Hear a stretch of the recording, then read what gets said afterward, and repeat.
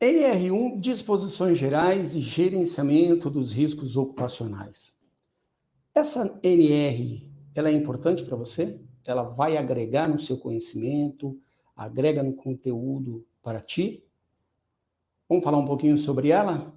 Vamos verificar se essa norma, ela só trata especificamente de GRO, de PGR, desse novo documento que passa a ser exigido? Ou existe nela coisas também tão interessantes quanto e também que precisamos observar? Vamos falar sobre isso? Logo depois da vinheta. Vamos lá.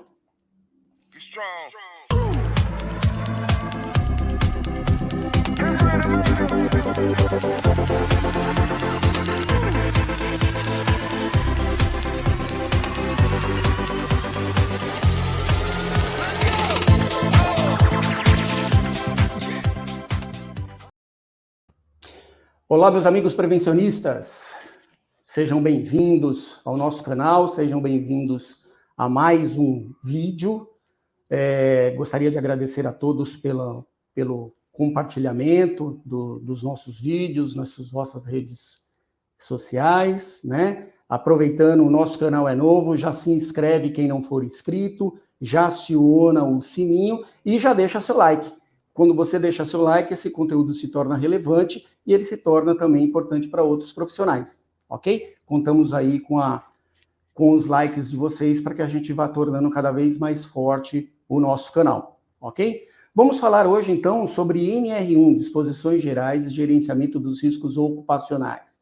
Será que essa norma ela trata só, única e exclusivamente lá do GRO, do PGR, ou tem outros conteúdos também importantes, né, que nós tenhamos aí no nosso dia a dia, que ter esse conhecimento e tomar os cuidados aí a partir da publicação dessa norma, né?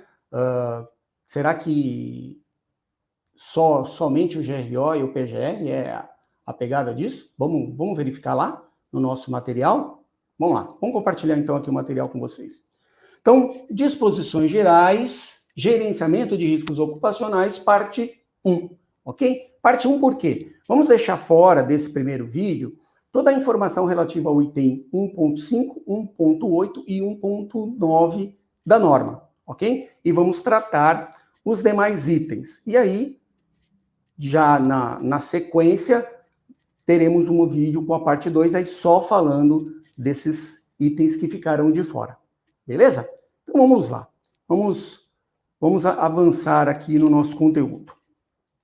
Qual é a nossa agenda de trabalho? Vamos falar então qual a fundamentação legal da norma, qual a data de entrada em vigor da referida norma, se essa norma efetivamente só trata de GRO, vamos passar lá nessa ordem, ok? Vamos passar pelo anexo 1, termos e definições, vamos passar pelo anexo 2, diretrizes e requisitos mínimos para a utilização da modalidade de ensino à distância e semipresencial, vamos falar do item 1.7, na capacitação e treinamento em SST, e vamos falar sobre direitos e deveres e da prestação de informações digital e digitalização de documentos, ok? Então, vamos seguindo aqui. Qual a regulamentação, qual a fundamentação, né, dessa norma? Essa norma, ela vem fundamentada lá pela Portaria 3.214 de 1978, mais especificamente 8 de junho de 1978, onde foram instituídas inicialmente 8 NRs, uma delas a NR1, né, sobre as disposições gerais. Então, a NR1, ao longo do tempo, lá de 78 para cá, ela já passou por 6 mudanças, né? A última dela em 9 de março de 2020, ok? Então, a estrutura que nós vemos hoje, da forma como ela está escrita, é parte integrante da sua última atualização, a 6ª atualização, ok?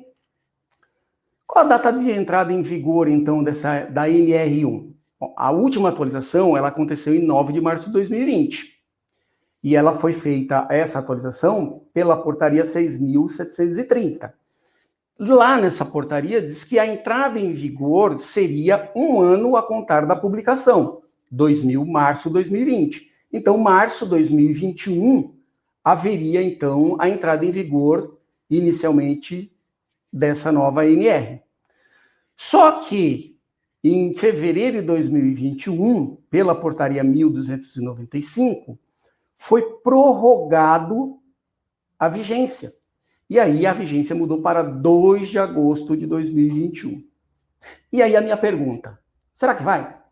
Será que realmente 2 de agosto de 2021 será a entrada em vigor da norma? Não será. Estamos aí aguardando a publicação no Diário Oficial da prorrogação com previsão para março de 2022. Então, passados aí quase 2 anos, né, da publicação, existe a previsão de entrada em vigor desta norma, né? Mas vocês vão verificar que, muito embora a vigência, tão logo tenhamos aí a publicação no Diário Oficial, em janeiro de 2022, tem coisas importantes que nós podemos já começar a ir aculturando os nossos processos, né? Nós não necessariamente precisamos esperar a entrada na vigência para dizer isso, agora, a partir de... Ok, entrou na vigência, é obrigatório, passa a viger, mas nós podemos antecipar algumas coisas que não trará nenhum incômodo, não trará nenhum problema nos nossos processos, ok? Então vamos lá. A referida NR trata apenas de GRO, do gerenciamento de riscos ocupacionais? Não, não trata só disso, né? Trata também disso, uma parte bem importante, uma mudança significativa nos processos, né? Mas também traz consigo informações que precisamos adequar. Entre elas, e nós vamos passar por todos esses itens diretamente olhando para o que está previsto lá na norma, exatamente nessa ordem. O anexo 1, termos e definições, existem um glossário, né? Então, quando se estiver falando nas outras normas sobre algum tema, seguramente ele vai estar referendado nesse anexo 1 de termos e definições para as demais NRs e para essa também. Vamos passar pelo anexo 2, diretrizes e requisitos mínimos para a utilização da modalidade de ensino à distância e semipresencial. Vamos falar sobre o item 1.7, capacitação e treinamento em SST. O item 1.4, direitos e deveres, e olhando ali para o item 141, o que cabe ao empregador. O item 143, que trata sobre a questão da interrupção das atividades, o direito de recusa, né? O item 144, que todo trabalhador, ao ser admitido, quando mudar de função, o que o empregador precisa fazer e garantir, né? É um direito e é um dever do empregador fazer isso, né?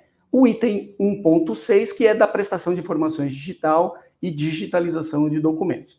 Sobre esse item, nós temos um vídeo anterior, que é da portaria 211, que vale bem a pena vocês assistirem, que um tema, uma portaria, né, curtinha, mas com várias informações que julgamos ser necessário vocês observarem, né? Então, dá uma olhadinha nesse vídeo, tá bem legal, e não deixa lá de deixar o seu like assim que você assistir, beleza?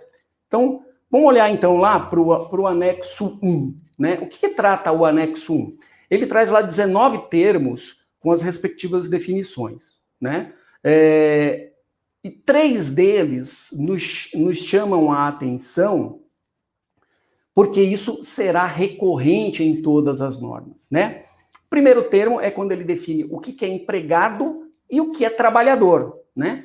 Parece serem coisas iguais, mas elas são diferentes sobre o âmbito do olhar das normas, né? E legalmente também, né? Então, o empregado é a pessoa física, ele presta serviço de natureza não eventual, né?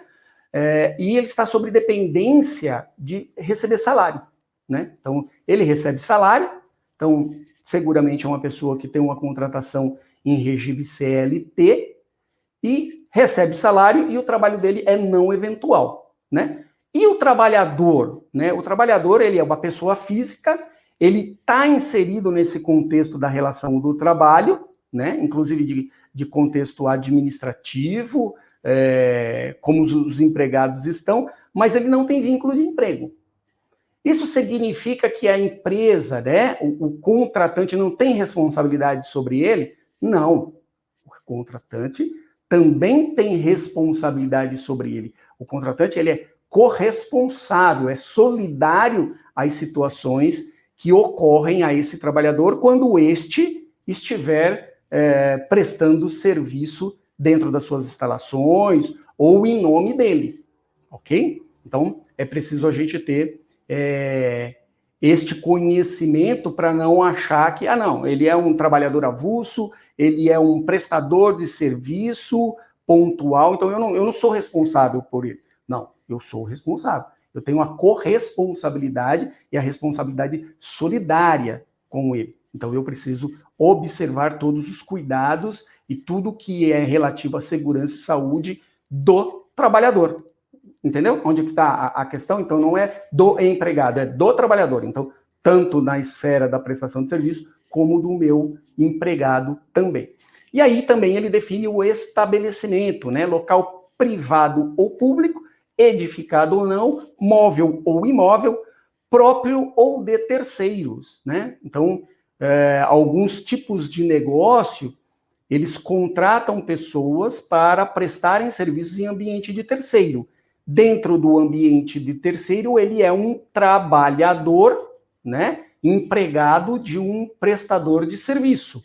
Então, ele está lá com as suas obrigações garantidas e esse trabalho pode ser de caráter temporário ou permanente, né? Então, é muito importante esse primeiro parênteses sobre o anexo 1, exatamente porque se olharmos lá no e-social, você vai ver que nós temos lá uma condição de ambiente de terceiro, se presta serviço no próprio ambiente do empregador ou se ele presta serviço no ambiente de terceiro.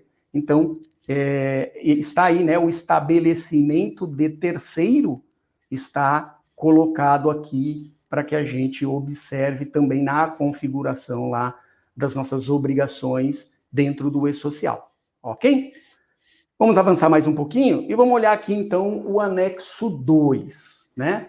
O anexo 2, ele nos ajuda e colabora com a questão dos mitos, né? Das questões, já foi matéria de discussão, posso ou não posso, dentro da área de segurança do trabalho, promover formação de ensino à distância. Não pode? Pode, não, isso é previsto, isso não é previsto.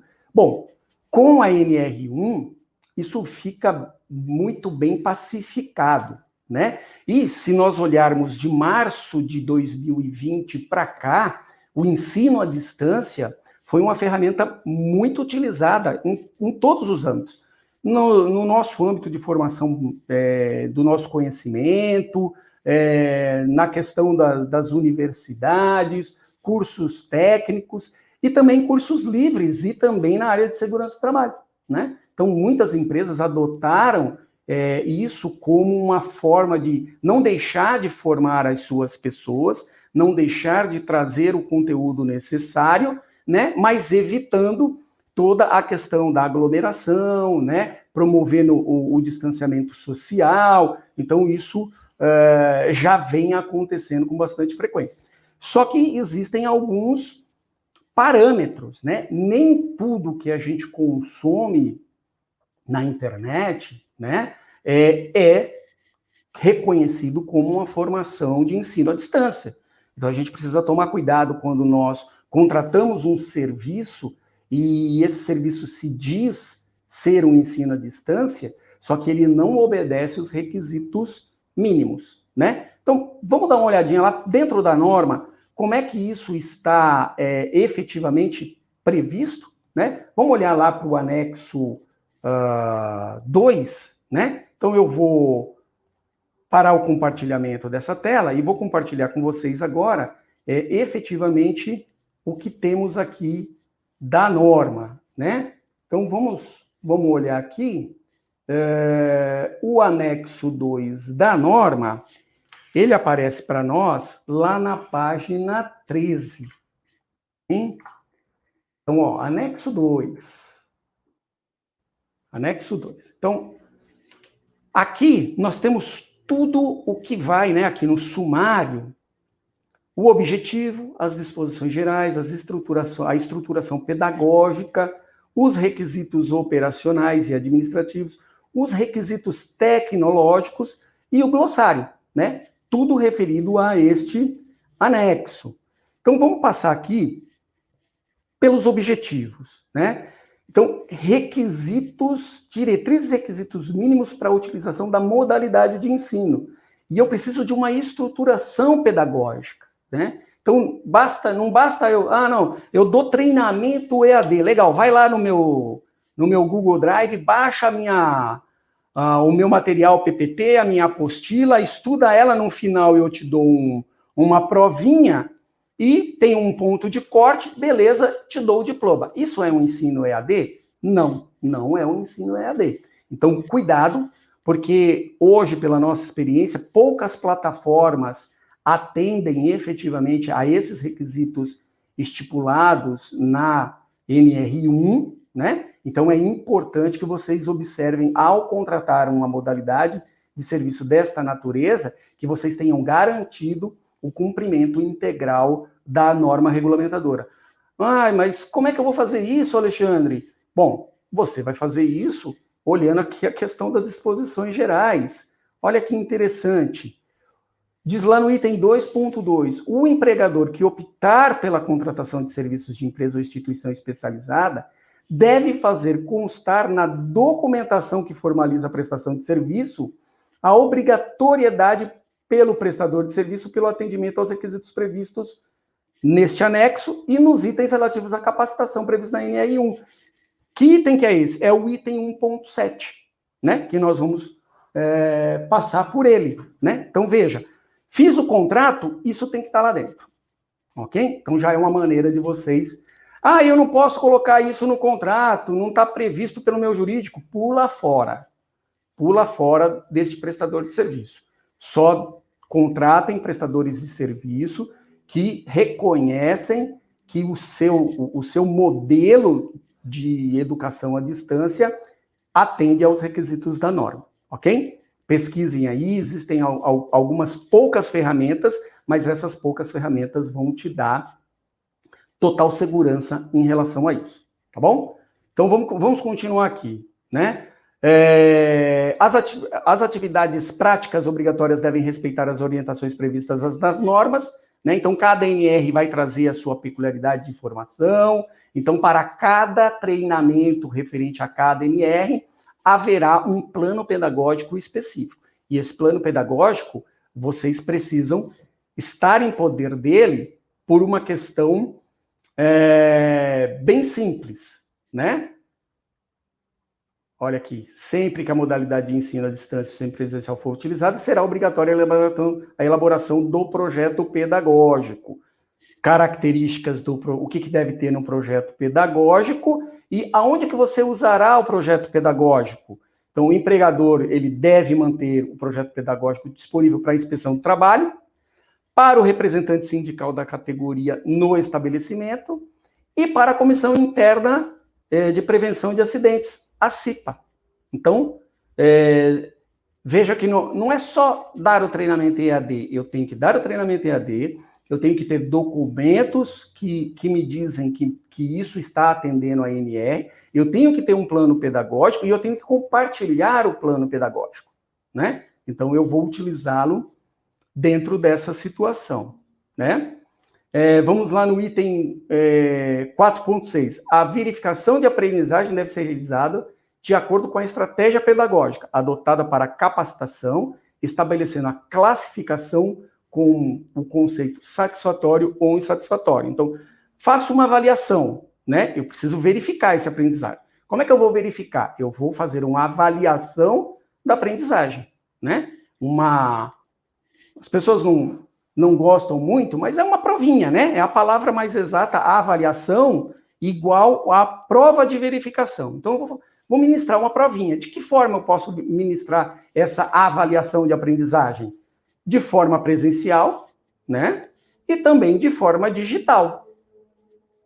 identificação, né? Eu preciso da identificação e de senha individual. Então, quando ela é digital, ela exige um acesso pessoal intransferível mediante a senha, ok? E essa senha é só do usuário, daquele que está fazendo a provinha, né? Uma coisa interessante aqui, ó, no item 471, o histórico do registro de acesso dos participantes, lembra lá no item anterior, ele deve ser mantido pelo prazo mínimo de 2 anos após o término da validade do curso. Ministrei um curso hoje. Ele tem validade de quantos anos? 2 anos. Legal. Eu vou ter que garantir o acesso, esses logs, né, esses registros de acesso dele, pelo período de validade do curso e 2 anos a partir dele, né, ao término dele. Então, durante 4 anos, eu tenho que poder realizar e auditar esses logs se necessário, né? Então, veja, mais uma vez, não pode sair contratando qualquer tipo de serviço, né? É preciso que o seu prestador garanta essas condições para vocês, né?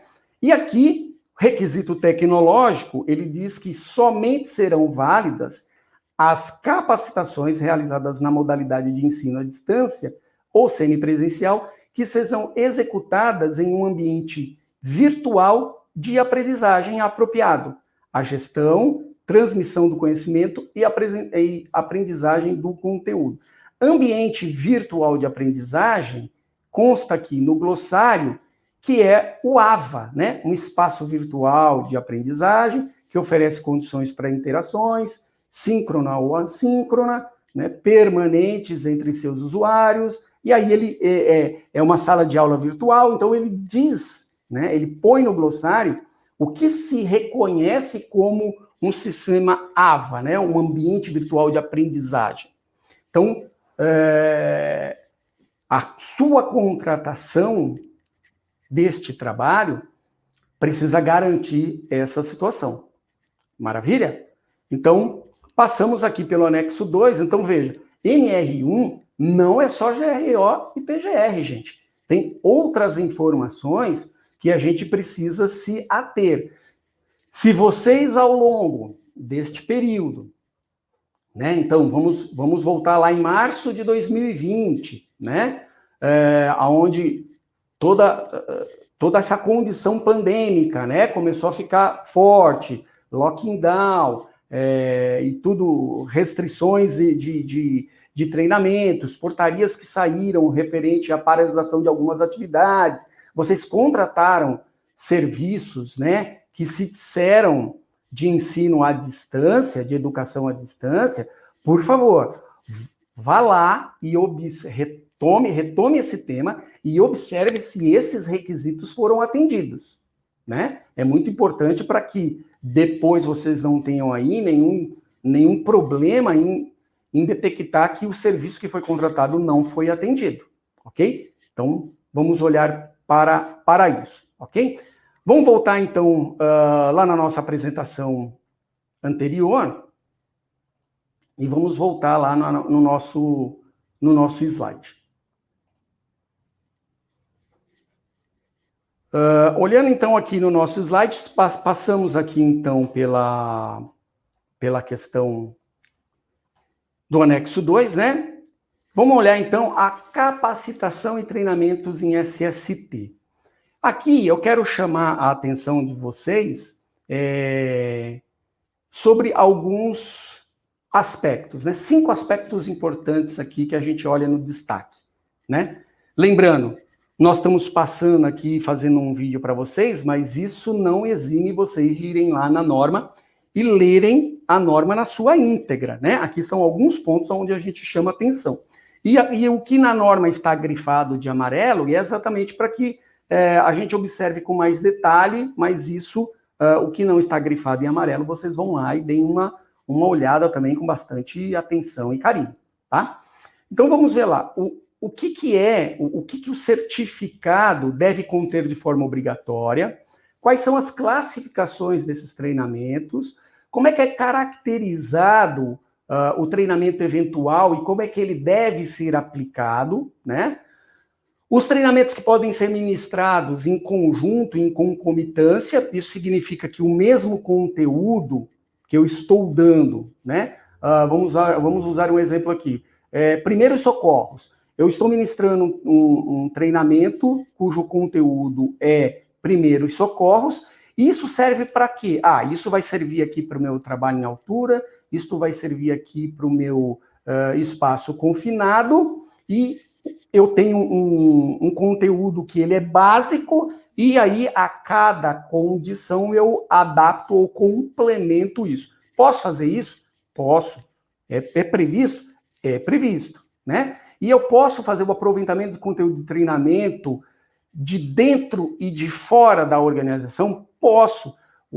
Posso fazer a convalidação deste conteúdo. Como é que vai funcionar isso? Bom, vamos olhar então isso lá na norma, né? Vamos compartilhar aqui o item da norma com todos vocês, né? Vamos olhar aqui. Este conteúdo aqui na norma, ele está lá na página 9, né, do item 1.7. Vamos à página 9, né? E vamos olhar aqui. Ó, o que nós temos aqui? Lá no item 171.1, ele diz o seguinte: ao término dos treinamentos inicial, periódico e eventual, que assim são como as capacitações estão previstas de acontecer. E olhando para essa situação, vamos fazer um parênteses aqui e olhar lá para o E-Social. Muito embora a gente não tenha mais a tabela de treinamento sobre a nossa condição em segurança e saúde do trabalhador, treinamentos ainda é uma informação a ser colocada no E-Social. Certo? Não sabia disso? Pois é. Não está num evento correlacionado a E-Social, mas está correlacionado a um evento de administração de pessoal, lá no evento 2200. Eu tenho que fornecer lá as informações de treinamento. E aí eu pergunto para vocês, como é que vocês, profissionais de segurança e saúde do trabalhador, estão se relacionando com a área de administração de pessoal para prestar esse tipo de informação? Ninguém está pedindo essa informação para vocês, essa informação é nova, lhe causa estranheza, pois podem ir lá e olhar sobre essa situação, pois está previsto lá no evento 2200, ok? E exatamente assim, um treinamento inicial, se o treinamento é periódico, se o treinamento é eventual, então essa classificação já obedece lá à classificação do E-Social, tá? Então, diz lá a norma que o certificado, ele precisa conter o nome e assinatura do trabalhador, precisa ter um conteúdo programático, precisa ter uma carga horária declarada, precisa ter data, local de realização do treinamento, precisa ter o nome e a qualificação dos instrutores e assinatura do responsável técnico do treinamento, né? Então, eu não preciso, hoje, esperar que a norma entre em vigor para complementar o meu certificado de treinamento, né? Então, eu vou dizer lá que esse certificado de formação, né? O treinamento é de caráter inicial, ou ele é de caráter periódico, ou ele é de caráter eventual. Foi realizado em company, foi realizado nas instalações da própria empresa que ministra o treinamento, tem um conteúdo programático formatado, onde existe ali um projeto pedagógico por trás disso, né? Em que data, qual a carga horária? Foram 8 horas, foram 4 horas, foram 16 horas, foram 20 horas. Então, o que a norma diz em relação a isso, né? E vou ter lá os dados do instrutor, o instrutor assina, o responsável técnico assina, o trabalhador assina, eu copio isso, eu escaneio, eu deixo o original com o trabalhador e guardo uma cópia disso lá nos meus arquivos para uma consulta posterior, quer que seja por quem for de direito, né? Seja pela área da qualidade, seja por uma auditoria interna, seja pela auditoria da inspeção do trabalho, seja para anexar um processo trabalhista, o uso de acordo com a necessidade, né? E os meus controles, né? Quando que vence, até quando é válido isso, até como é que eu vou fazer o próximo passo, né? Desse treinamento. Vamos olhar aqui, então, o treinamento eventual, né? Quando que o treinamento eventual ocorre, né? Vamos começar aqui de baixo para cima. Então, se o trabalhador se afastou por período superior a 180 dias, eu tenho que ir lá e dar a ele um treinamento de caráter eventual, né? Para quê? Para que ele possa retomar as suas atividades em observação à norma, né? Então, ele está dizendo aqui, olha, após o retorno de afastamento do trabalho por período superior a 180 dias. Então, o operador de empilhadeira que fez o treinamento, né? E por algum motivo ele se afastou, não importa o motivo, ele ficou mais de 180 dias afastado, né? No retorno dele, ele passa por um treinamento eventual para retornar à questão da operação de empilhadeira. Ele não pode simplesmente, porque ele tinha lá um certificado válido, retomar as suas atividades. Isso está lá na norma, né? Então, nos faz obrigatório a observação e o cumprimento, né? Na ocorrência de um acidente grave ou fatal, que indique a necessidade de novo treinamento. Bom, como é que eu vou identificar a necessidade desse novo treinamento? Fiz a análise do acidente e isso foi uma falha no processo. Então, deixou-se de cumprir se observar alguns passos do processo que culminou com a fatalidade ou a gravidade desse acidente. Preciso fazer um treinamento eventual, né? Vou lá e passo toda essa população que está envolvida dentro desse processo neste treinamento de caráter eventual, né? E quando houver mudança nos procedimentos, condições ou operações de trabalho que impliquem alteração do risco. Então, vejamos o seguinte, um trabalhador, vamos usar a área de logística para exemplificar isso, ele era operador logístico e não manuseava, não estava sobre o risco de acidente por uso de empilhadeira, né? E ele passa a estar habilitado a usar a empilhadeira. Ele mudou o risco dele? Eu tenho uma alteração no risco ocupacional dele? Tenho o risco de operar a empilhadeira. Ele só pode operar a empilhadeira se ele fizer o treinamento para operar a empilhadeira. Ele não pode simplesmente subir na empilhadeira e sair lá operando e fazendo todas as suas atividades agora com o uso da empilhadeira. Então, vamos colocar lá a empilhadeira, a transpaleteira, né? Coisas que tragam para ele esse risco. E assim tantas outras atividades, ok?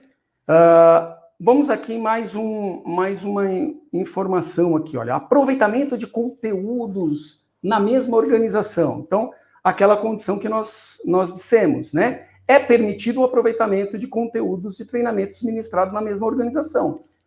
E aí tem alguns senões, né? Então, desde que o conteúdo e a carga horária requerido no novo treinamento estejam compreendidos no treinamento anterior. Então, eu tenho que ter, para este meu treinamento, uma carga horária de 4 horas de primeiro socorro.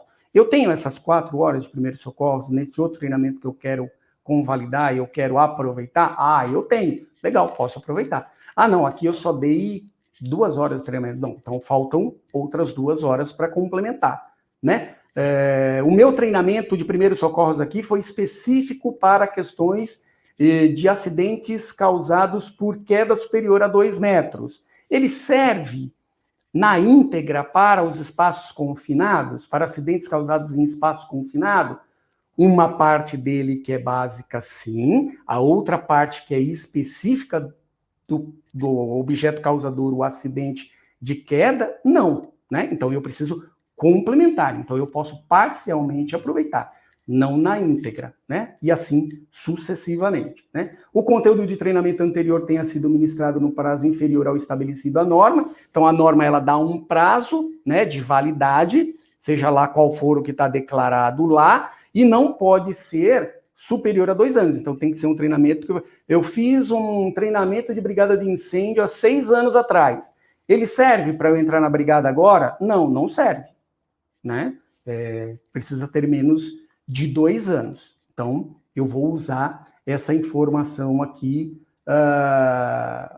para me balizar nesse lapso temporal, menor que 2 anos e não ter período superior ao que está estipulado lá na NR, que trata daquele treinamento em específico. Lembrem-se, aqui são as disposições gerais, ele não vai tratar norma a norma. O que cada conteúdo de treinamento é tratado é dentro da sua respectiva norma, com o seu respectivo conteúdo e a sua carga horária para atender aquela exposição que a norma está tratando, ok? E uma informação muito bacana, e aí isso aqui eu deixo uma ressalva bem grande, né? Para os profissionais que trabalham com treinamento, que muito embora eu tenha o item A e o item B satisfeito, ele precisa também ser satisfeito aqui no item C, que seja validado pelo responsável técnico do treinamento. Então eu posso ter o conteúdo ok, eu posso ter o tempo ok, mas se o responsável técnico do treinamento não validar, não adianta ter a outra situação, né? Então eu preciso ter satisfeito o conteúdo e a carga horária, eu preciso ter satisfeito o conteúdo do treinamento anterior e ter ele validado pelo responsável técnico do treinamento, né? Então são coisas que elas vão se somando, não é e ou, né? Não é eu ter o conteúdo ou o conteúdo do treinamento anterior ou ser validado. Não, eu preciso atender às 3 condições, ok? E aqui, o aproveitamento de treinamento entre organizações. E aí, esse grifo aqui, né, com validações de conteúdo de treinamento, é grifo nosso, né? Então, isso aqui a gente chama bem a atenção, porque vai de encontro à informação anterior, né? Cuidado aos profissionais que trabalham com treinamento em SST a respeito de convalidação de conteúdo de treinamento de outras organizações. Por quê? Porque ao ato de você convalidar, você assume solidariedade a respeito deste treinamento. Você não... mas não fui eu que dei o treinamento. Ok, a partir do momento que você convalida, você está assumindo para você essa responsabilidade. Então, você é tão responsável quanto ao responsável técnico que ministrou aquele treinamento. Então, observem isso com bastante carinho, com bastante detalhe, ok? E aqui você tem toda a descrição que traz a norma, né? E olhem isso aqui, né, com bastante carinho, tá? Leiam no detalhe, né? Leiam as questões aqui, ó, convalidação ou complementação, o que ela deve considerar.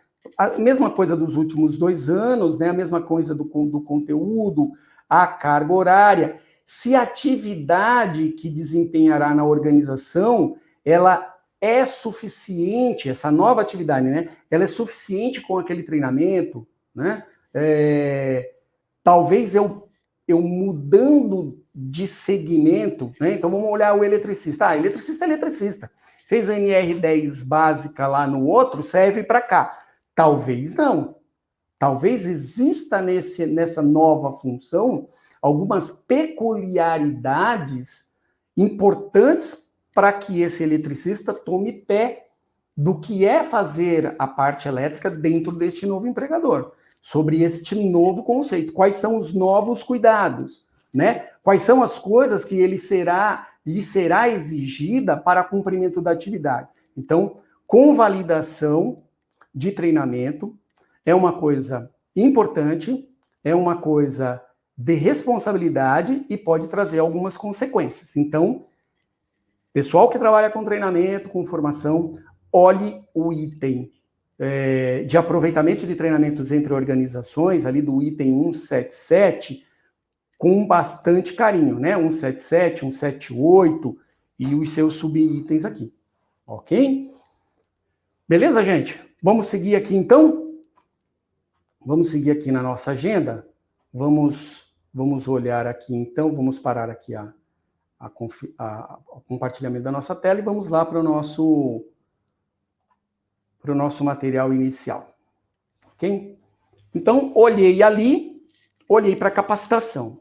Vou olhar aqui agora para o nosso próximo item. Direitos e deveres, né? Então, lá nesse item 1.4, direitos e deveres, nós temos aí 3 destaques, né? Isso não significa que os demais itens não são importantes, muito pelo contrário, né? Todo o material ali, conteúdo dessa norma é super importante, mas a gente gostaria de dar destaque a 3 situações, né? O que cabe ao empregador, a questão do trabalho, da interrupção do trabalho, né? O direito de recusa, e a questão da responsabilidade do empregador quando do início da atividade deste novo trabalhador, e aí, lembra lá que a gente falou dos termos e definições, o que trata, então ele está falando aqui trabalhador, ele não está falando empregado. Então, mesmo que eu tenha lá um profissional, empregado de uma empresa terceira, prestando serviço dentro da minha empresa, de forma eventual ou permanente, dentro da minha empresa, ele é tratado como trabalhador. E enquanto trabalhador, eu tenho responsabilidades de trazer a ele algumas informações, né? Então, vamos olhar na norma como é que isso efetivamente se destaca, né? Se destaca, então, isso está previsto aqui na NR, na nossa página 2, né? Logo lá no iniciozinho da norma, ele já traz aqui, ó, direitos e deveres, né? Então, vamos lá. Direitos e deveres ao empregador. Informar aos trabalhadores. Ó, que bacana isso aqui. Os riscos ocupacionais existentes no lugar, as medidas de prevenção. Gente, que documento, né, que nos atende aqui? Que documento que vai nos dar um respaldo para tudo isso, né? Pô, ordem de serviço. Então, quando eu elaborar a ordem de serviço, eu já prevejo lá quais são, né, os riscos ocupacionais existentes no local de trabalho. Eu já digo quais são as medidas de prevenção administrativa, de EPI, em relação aos riscos, né? E olha que legal isso aqui. Os resultados dos exames médicos e de exames complementares de diagnóstico aos quais os próprios trabalhadores forem submetidos. Então, é muito comum o empregador dizer assim, não, eu não quero que entregue nenhuma via do ASO para o trabalhador. Eu posso fazer isso? Não, não posso, né? A NR7 diz que ele vai dar conhecimento que recebeu a segunda via daquele ASO, né, que está em poder dele. Mas não é só isso.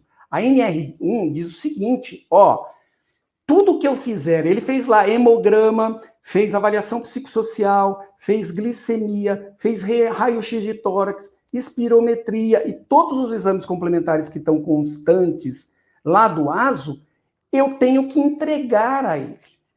Eu tenho que dar ciência a ele sobre aquela situação. Inclusive a ficha médica, do questionário de anamnese. Então, deixa de ser um desejo da empresa ou não de fornecer aquilo e passa a ser obrigação. Então, fica claro e fica balizado agora que eu tenho que prestar esse tipo, né? É a minha, que cabe ao empregador, né? Cumprir as disposições legais regulamentadas. Então, uma delas, resultado dos exames médicos e de exames complementares do diagnóstico. Eu preciso entregar isso lá, e isso vai para dentro da NR7, ok? Quando a gente for gravar mais esse conteúdo para vocês, aí vocês verão que isso também está previsto lá na NR7, ok? Vamos continuar aqui. Olha, implementação de medidas de prevenção, ouvidos os trabalhadores.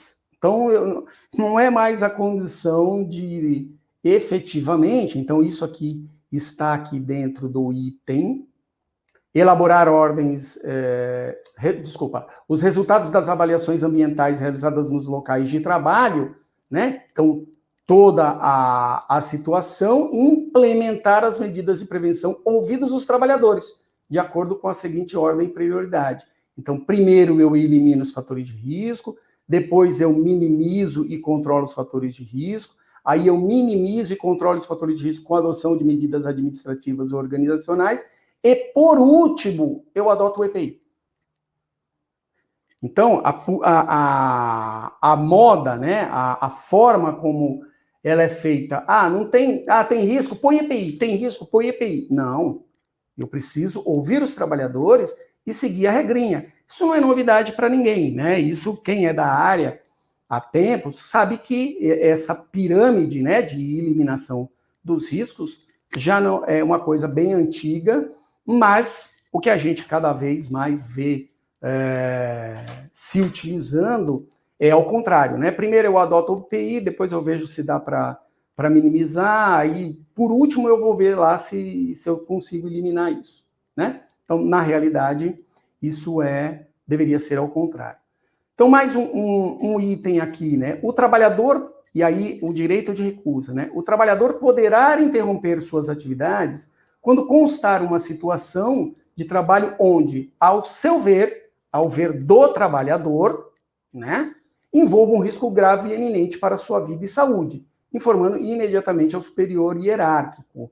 Ok, o trabalhador tem este direito de recusa, mas ele recusou e tudo bem? Não, aí existe o lado do empregador, né? Como que o empregador se comporta e o que ele deve fazer em relação ao direito de recusa apresentado pelo trabalhador. Então, comprovada pelo empregador a situação de grave e iminente risco, não poderá ser exigida a volta do trabalhador, a atividade enquanto não sejam tomadas as medidas corretivas. Então, o trabalhador relata para o superior imediato é figura, né? É o preposto do empregador nesse momento, então ele vai lá e comprova ou não aquilo, né? Então ele precisa fazer uma análise deste risco, né? Então qual é este risco relatado? O que você está vendo que não está conforme e o que você está vendo que envolve um risco grave e iminente para a sua vida e sua saúde.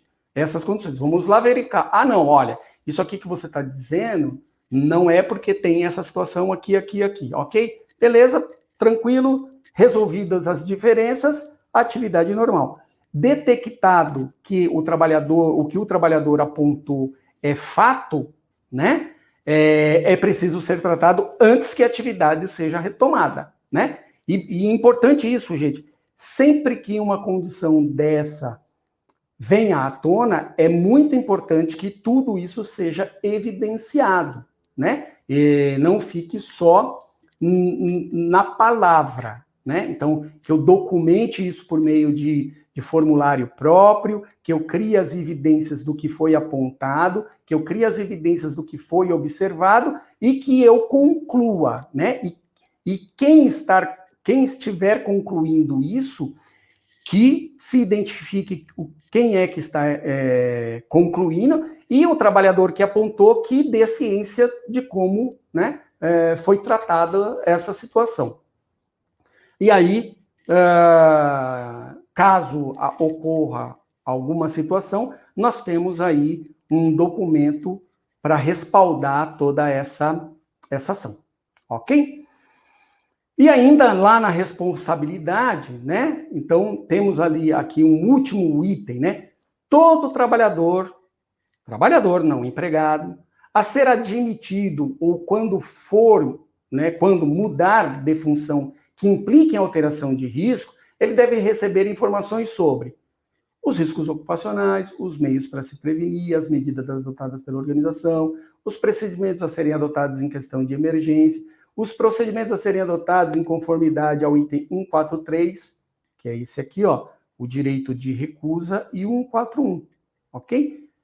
Então, a ordem de serviço é um documento que contribui para isso, né? Ela bem elaborada, observado toda a situação, podemos então dizer que conseguiríamos deixar isso muito bem enquadrado e alinhado, ok? Vamos então para o nosso derradeiro item, né? Vamos falar aqui do item 1.6 para o compartilhamento aqui. E vou voltar a compartilhar com vocês a tela do nosso slide. Vamos lá. Da prestação de informação digital e digitalização de documentos, né? Então, esse material ele está amplamente tratado lá no item da Portaria 211, de abril de 2019.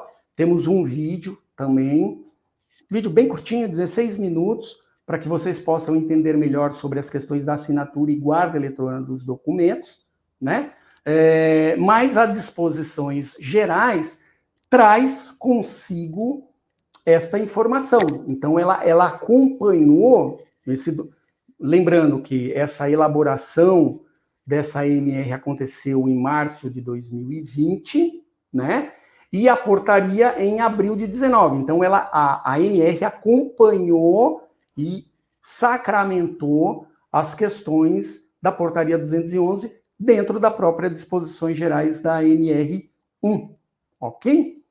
Vamos, então, olhar aqui a ANR 1 sobre o aspecto legal, sobre o que efetivamente temos escrito nela, né? Esse item, ela se encontra aqui na página 8 da referida norma, né? Então, vamos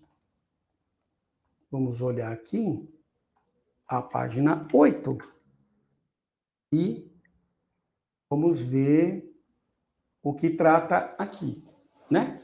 Então, ela trata especificamente a questão, né, dos documentos físicos, né?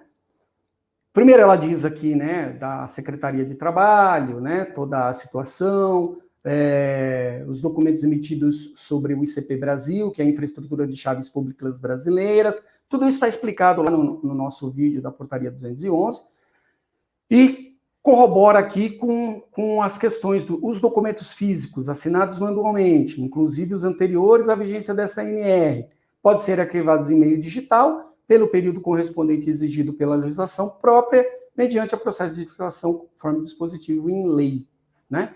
Por que isso aqui? Porque existe uma forma específica de disponibilização desses arquivos digitais. Isso vocês conhecem melhor pela portaria, isso está bem claro e bem evidente lá, e também lá no nosso vídeo, né? Isso são as informações de que trata efetivamente aqui esse conteúdo, né? Então, também, assinatura digital dos documentos, a guarda disso, né? Era também um assunto que não tinha muito consenso, né? Então, a portaria tratou isso em 2019, vem a ANR em 2020, sacramenta, e agora deveríamos já em março de 2021 estarmos aplicando, não foi, prorrogou, agosto, né? Estaríamos, ou estaremos, né? Não sabemos ainda se sairá ou não a publicação no Diário Oficial a respeito, mas isso está previsto, né? Como também tem aí a possibilidade de prorrogarmos tudo isso para janeiro do ano que vem, né? Então, vamos aguardar, né? Bom, pessoal, da nossa parte nesse vídeo aqui é isso. Eu agradeço a todos vocês que assistirem esse vídeo. Mais uma vez, o nosso canal é um canal novo, então se inscreve lá, aciona o sininho, deixa seu like nesse vídeo. Quando você deixa o like, isso se torna um assunto relevante dentro do YouTube e isso chega a mais profissionais. Você tem aqui alguns contatos nossos, né? Então, meu nome é Alexandre Zappelloni, eu sou diretor regional da SESMIT Brasil, uma assessoria especializada na gestão integrada de segurança e saúde no trabalho. Nós temos aí uma fanpage, que é a fanpage da SESMIT Brasil, no LinkedIn. Também tem, vocês me acham lá como Alexandre Zappelloni no LinkedIn, o nosso canal no YouTube. E se vocês quiserem, pode me contactar no Skype, alexandre.zappelloni, que eu atendo e adiciono todos vocês, né? Se quiserem me encaminhar um e-mail, se quiserem sugerir conteúdos, se quiserem conhecer o nosso trabalho, fiquem à vontade, vocês têm aí os nossos telefones, o meu número de celular, o meu e-mail e também visitem a nossa página, né? O nosso site, que é www.sesmitbrasilsp.com.br, ok? Eu agradeço todos vocês e voltaremos bem em breve com mais um vídeo, que é a parte 2, aí só falando sobre GRO e PGR. Maravilha? Gente, um grande abraço para vocês, fiquem com Deus e nos vemos em breve, né? Logo. Maravilha? Um grande abraço, muito obrigado.